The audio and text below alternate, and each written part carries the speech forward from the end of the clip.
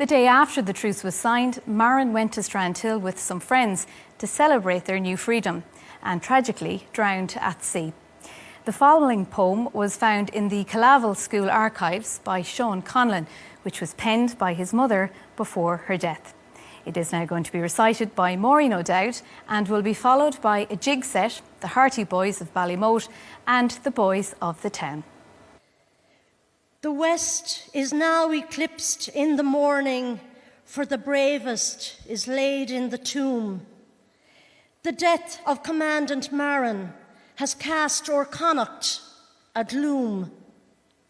He fought for the cause of old Ireland and evaded arrest for 5 years, beloved by all his companions and the pride of the bold volunteers. Young Maureen, he loved his dear country with a love that can ne'er be surpassed. A hero and also a brave leader, he was true to the cause till the last. When oft times outnumbered in action, he fought with a verdure so bold that he captured those vicious brown foxes by the men of the green, white, and gold. The green, white, and gold were his colours. By their aid, he would fight night and day. It was woe to the man who would tempt him, by the cause of those colours betrayed. The brown foxes anxiously sought him, but needless to say, 'twas in vain. He was hid from those tyrant traitors by the invisible band of Sinn Fein. As a leader, no man could surpass him, for he acted with judgment and skill. In the ranks, a place is left vacant that no man can ever fill. In conflict, he was a brave soldier, and no cowardice did ever show. In planning, he could not be equalled, for he always outnumbered his foe.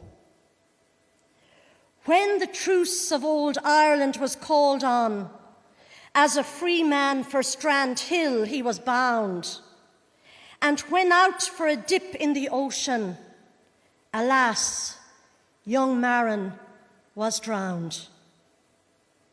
When the news of his fate circulated, it filled every heart with dismay. For to think that a brave, noble leader could be cold 'neath the depth of the sea. Volunteers, sure, they came from all over when they heard this companion was drowned. Night and day, they kept searching the ocean till at length his dead body was found.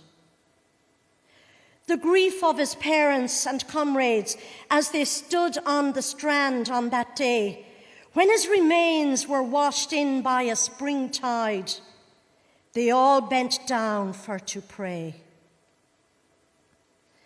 The day of the funeral was touching, when 6,000 marched 4 men deep. The dead march was played on the brass band. 'Twould make the hardest heart weep.